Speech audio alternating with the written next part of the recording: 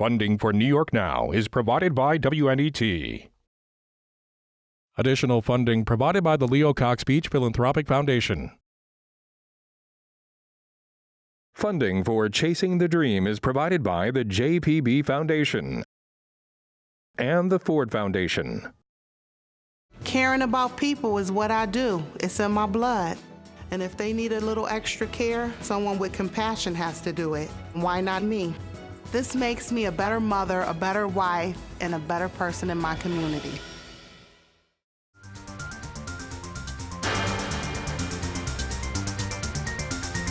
Winner of a New York State Emmy for Best Political Program. This is New York Now. Hi, everyone, and welcome to New York Now. I'm Matt Ryan. My partner from the Times-Union, Casey Seiler, is off this week.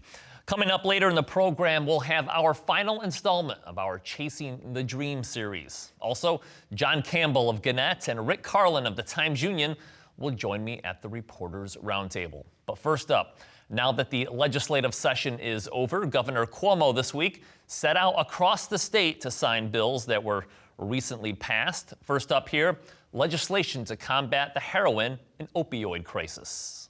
It is truly, truly a frightening and staggering increase. We're losing as many people to heroin and opioid overdoses as we lost to the AIDS epidemic at its peak. That's how bad this is. Think about that. The AIDS epidemic, one of the worst things that society has had to deal with. And the loss of life is just about the same with this heroin epidemic. So the numbers are staggering, and it's frightening, and it's getting worse. And that's why this task force that we put together, and put together quickly, was so important. On Thursday, he appeared on Long Island signing legislation to help fight the numerous zombie properties across the state, homes that have been vacated or abandoned. This bill first has a Bill of Rights for the owners of the homes, because the first thing we would like to do is keep the owner in the home and adjust the mortgage so the owner can actually afford those mortgage payments. This bill sets up a settlement conference, which is an expedited resolution between the bank and the owner to try to come to terms. If the bank can't come to terms with the owner, then what this bill says is once the house is vacant, the bank is responsible for the maintenance. Once the house is vacant, not once it's foreclosed. Once it's vacant, now the bank has to step in and has to maintain that house as a good neighbor would maintain that house. All right, joining me to take a look at life in Albany post-legislative session, we're happy to be joined by Rick Carlin, a longtime reporter for the Times-Union, and John Campbell from Gannett, whose work can be seen in numerous publications like the Journal News and the Rochester D&C, a favorite of mine. Gentlemen, thanks for joining us. The last time our viewers saw our program, we actually had to do the Reporters Roundtable outside the Capitol because, of course, session was still going on, as it tends to happen here in June as it goes into overtime.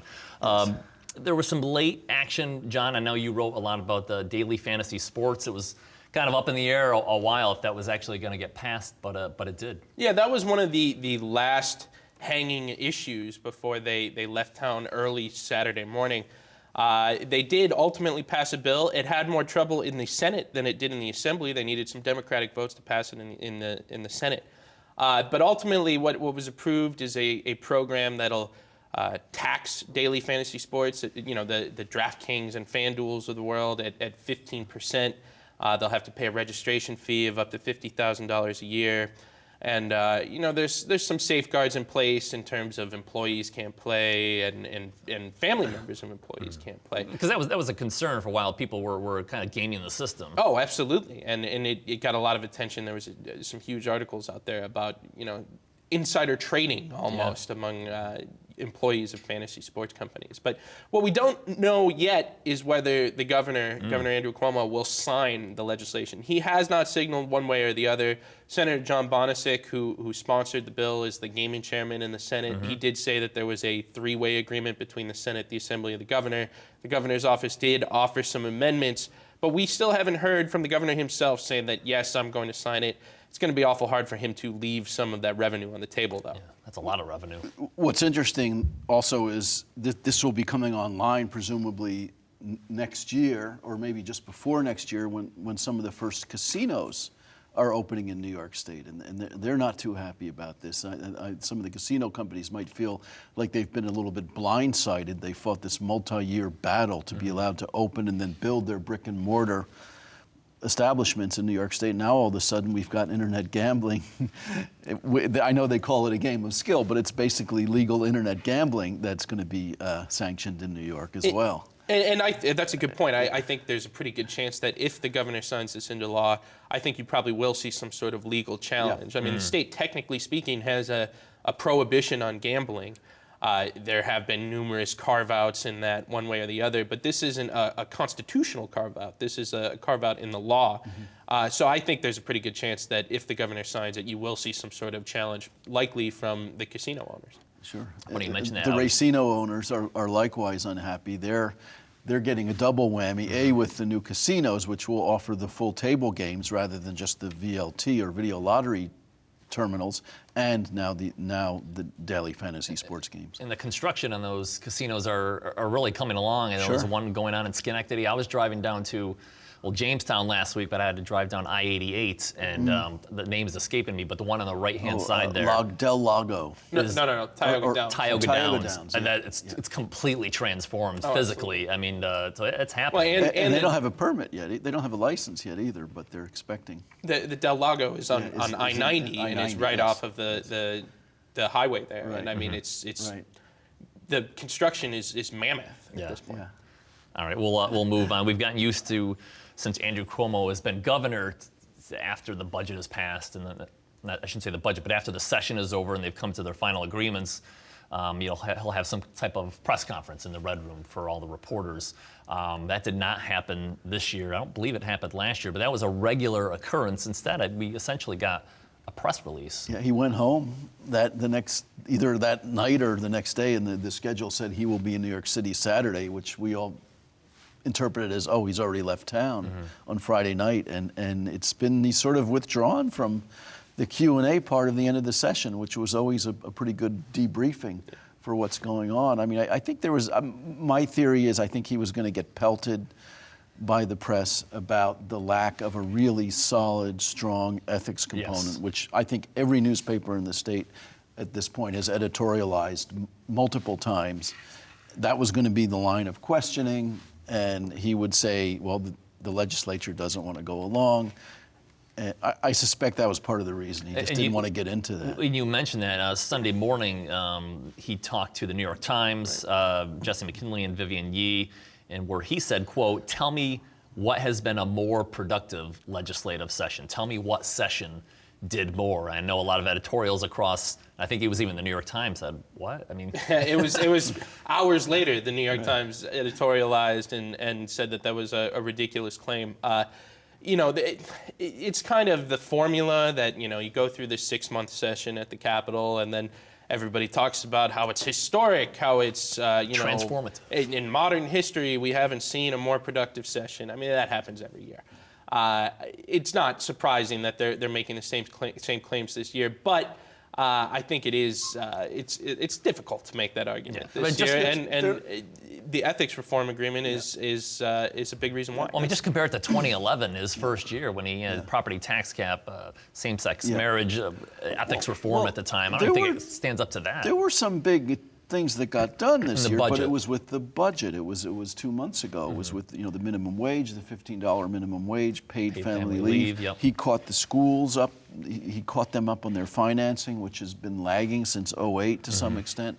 So I mean, you could argue that they did get things done, but it was done in the budget. Yeah, the one thing you can't discount at the end of the session too was an agreement on a series of heroin laws, laws to tackle the heroin and opiate abuse problem in New York State, really the nation, but New York State has been hit particularly hard. They did make some pretty significant changes in terms of insurance coverage, what insurers will have to cover for rehab, essentially. And so I don't think you can discount that, but I mean, like you said, 2011, all sorts of stuff happened in 2011. It's very hard to make the claim that this is the most productive session. And I guess the thing is, you remember kind of what happened last, right? So you can argue that it kind of ended on a whimper, as opposed to some other like I said, 2011, which ended with fireworks, essentially.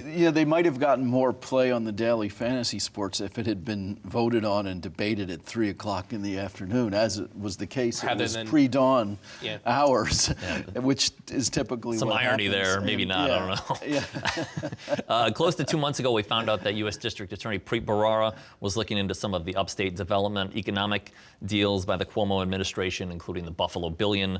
The second floor announced they were hiring their own investigator, Bart Schwartz. We found out this week that he has been given a subpoena power by the Moreland Act.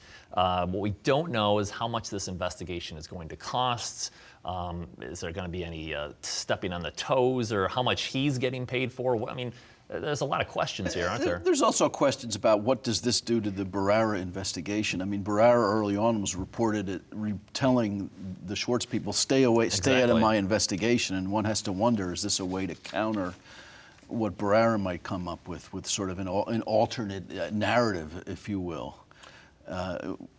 It makes you wonder the timing of the whole thing. You could say, okay, he's reacting to a problem, but giving him Moreland subpoena power? Do you want to anger the U.S. District Attorney? I mean, right. Well, and I think the general sense, speaking to folks who are involved in this investigation or the subject of this investigation, I think the general sense has been Bart Schwartz is more looking ahead than looking back, looking at, he's been given power to essentially sign off on any big spending in the Buffalo Billion project, any big spending by the SUNY Polytechnic Institute, which is really, and its head, Elaine Caballeros, who are really overseeing much of the economic development projects, in the major economic development projects in New York State.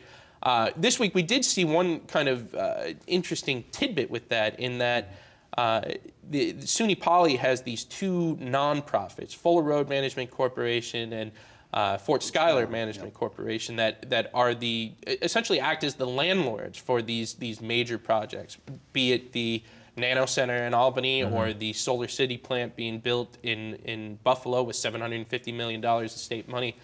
They had previously claimed that they were not they were not subject to the open meetings law. They had a board of directors meeting this week. They blocked a reporter from attending. And then the next day, what do you know? They put out this press release saying, you know what, we are going to follow the open meetings law. So sunlight. It was a rare victory for transparency in Albany, but we don't know what they spoke about at their meeting on Tuesday.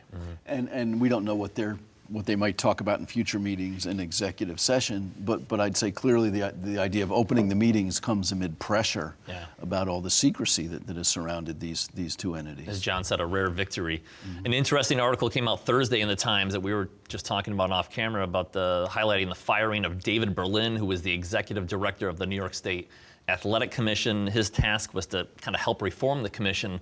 But Berlin said in the article that he was essentially fired because he was reporting wrongdoing within the commission. Yeah, this athletic commission has historically, going way back years and years and years, just been known as a notorious patronage dumping ground. Former boxer Floyd Patterson was head of it in the 90s. And they didn't, what did they do? But the fact of the matter is they do govern the rules for boxing, where people can get seriously hurt and killed. And now they're going to be overseeing MMA, mixed martial arts. So the attention is going to be increased a lot. There's at least one big lawsuit with one of the boxers who was seriously injured 3 years ago, suffered MSG brain in damage. 2013. Yep. And they were saying, why didn't they stop the fight? They were there at the fight. Why couldn't they step in? And this was obvious that there was another boxer who was hurt. His knee was knocked out of joint. And I think there's some real questions about why have they been allowing these fights to go on for the sake of showmanship when maybe they should be stopped? And now this David Stern fellow supposedly has been looking under the rocks. Berlin, I'm sorry. And he's been pushed out, so it makes you wonder. The Cuomo administration in that Times article took kind of the oldest trick in the book when it comes to dismissals of employees, which is to say, we can't comment on personnel issues. Right. Yeah. Okay. But it seems pretty clear that he's taken this to court, and it's going to be interesting to see how that all plays out. Like you said, with MMA, I mean that commission is all of a sudden a lot more important than it has been in past years. And there still are opponents of MMA out there. I suspect they'll be watching everything that this commission rules on as the fights develop. All right, got a couple minutes here. Next Tuesday is primary day for the congressional races across the country for Democrats and Republicans. There's some really interesting ones around the state, one closer to Albany, which I imagine will be one of the most looked at races come the general election. We'll see what happens here. But in the primary on the Democratic side, you got Zephyr Teachout, who folks may remember ran against Andrew Cuomo in the Democratic primary in 2014 and actually did pretty well, I think 34%. She's running against an opponent. On the Republican side, you got John Faso. Folks may remember ran for governor in 2006, got beat by Eliot Spitzer, was a longtime assemblyman. He's got an opponent as well. That race is a little bit closer. John, you know a little bit more about that. Yeah, that's on the Dutchess County. Yeah, absolutely. It's the race to replace Chris Gibson, who is a congressman who stepped down, who put term limits on himself. Moderate Republican. A moderate Republican who we all thought was going to run for governor, and kind of took a detour there and is going to teach instead. So. It's a district that has been represented by a moderate Republican. You've got on the Republican side, you have John Faso and Andrew Heaney duking it out essentially, and it's I mean, up in the Albany area, we've seen all sorts of ads on radio, on TV. Only in June. Yeah, Imagine there's what it's going to be like in October. A lot of money being poured into that on the Republican side. Faso's been up in the polls. Heaney's been knocking him. He's worked for a lobbyist for the last several years, and we'll see if that race tightens up. But that's a really interesting to watch on the Republican side. In one of Heaney's ads, he links himself to Donald Trump. He says, an interesting like Donald Trump, I'm the outsider. I'm trying to take our district back. And that district is crazy big, as the kids might say, from Dutchess County, parts of the Capital Region, all the way down to the Schoharie and Binghamton. A lot of room to move. Some other ones that we'll be keeping our eye on, New York 22.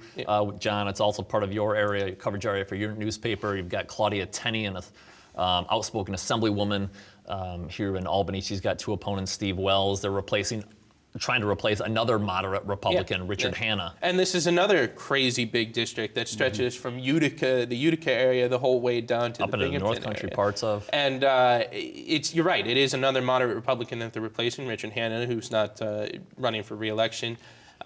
George Phillips, he's eyed this district for a very long time. He's a Binghamton area former teacher. He ran against Maurice Hinchey a couple times at least.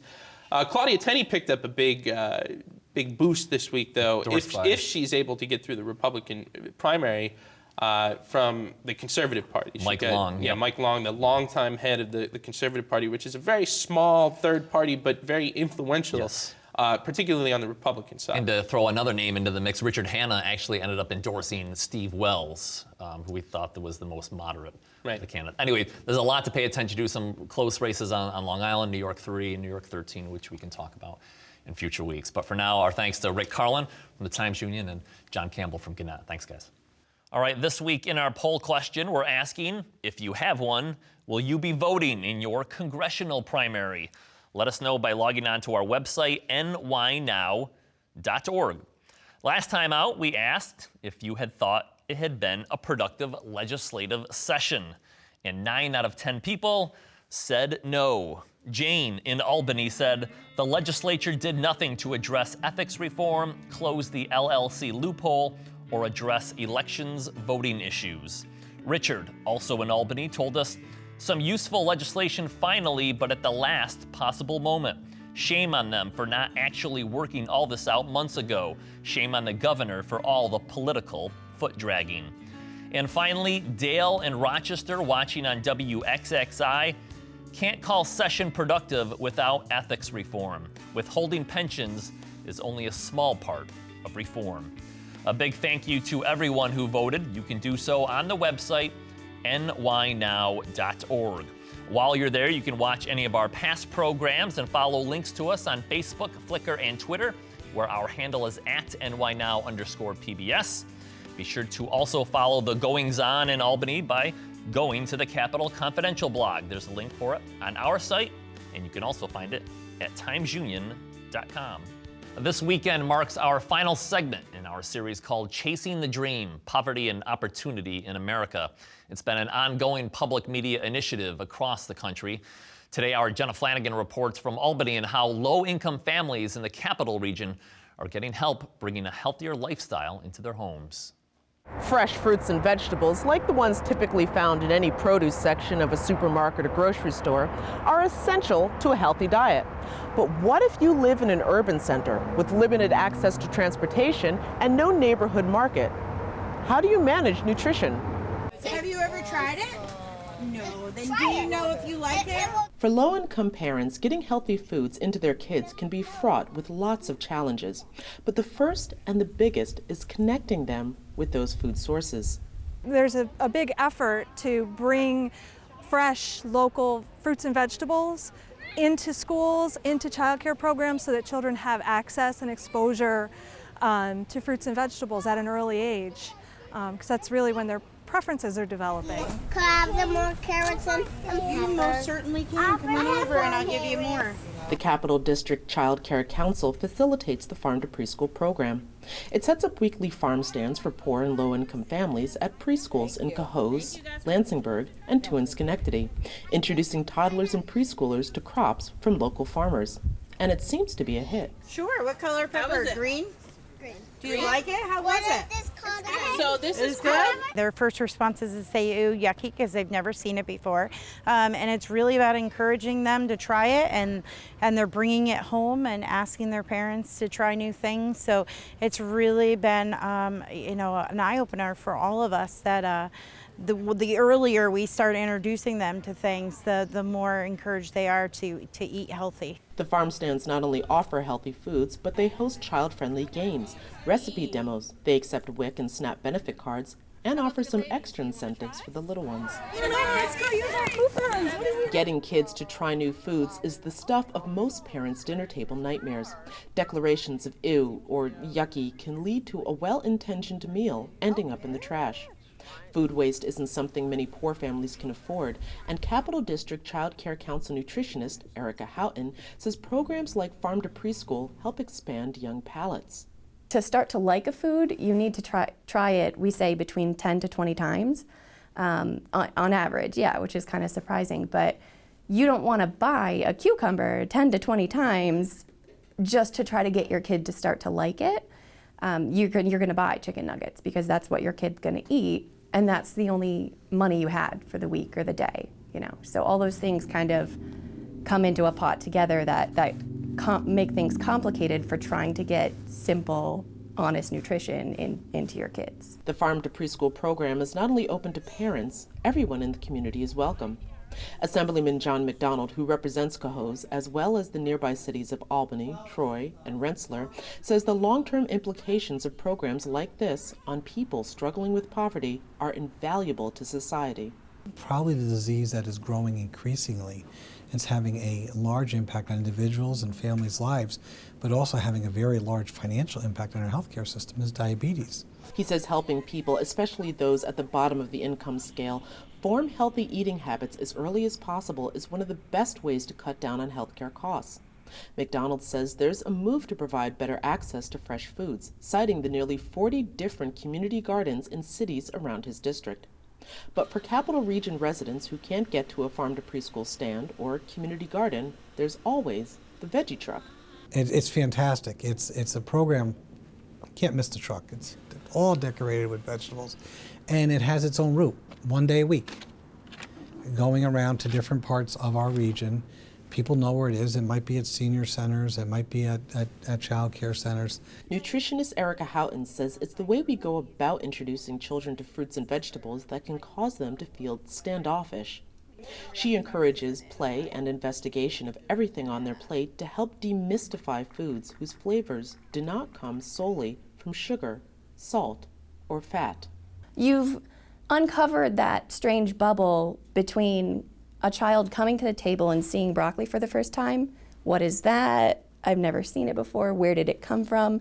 And you answer all those questions for them. So broccoli came from the ground. It's actually a flower. It rinses like this. It cooks like this. Now it tastes like this. And then they're so much more willing to try it. All right, Jenna joins us in studio now here, and I guess the thought is that putting them on this nutritional path, the good nutritional path, is going to help them in other ways too. Yes, the program doesn't just include exposing these kids to healthy fresh fruits and vegetables, but it also includes an activity aspect to it, to make sure that they're not leading so much of a sedentary lifestyle. And that, of course, will cut down on the chances of obesity, and then later on in life, hopefully it'll cut down on the chances of diabetes. All right, Jenna, thank you very much. Thank you. And that is it for us today. We're going to leave you with video of the Oswegatchie River in Lewis County. We were traveling up there yesterday and saw the most beautiful summer shades of green and blue. With Jenna Flanagan, I'm Matt Ryan. Thanks for watching, and we'll see you next time right here on your local PBS station.